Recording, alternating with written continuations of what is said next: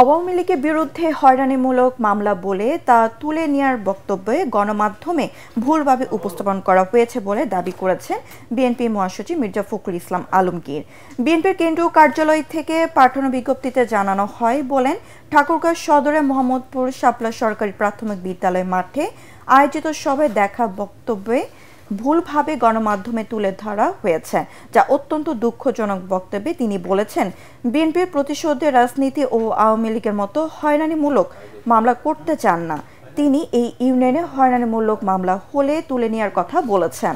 দেশব্যাপী মামলা তুলে নেওয়ার বিষয়ে কোনো বক্তব্য দেননি। এর আগে বিকেলে ঠাকুরগাঁয়ে তার ভাষণে মির্জা ফখরুল আরও বলেন, শেখ হাসিনা দিল্লি গিয়ে দেশের মানুষকে আরও অত্যাচার নির্যাতন করার পরিকল্পনায় ব্যস্ত। ভয় দেখিয়ে 15 বছর শাসন করেছে, কিন্তু শেষ পর্যন্ত দেশ থেকে পালিয়ে গেছেন।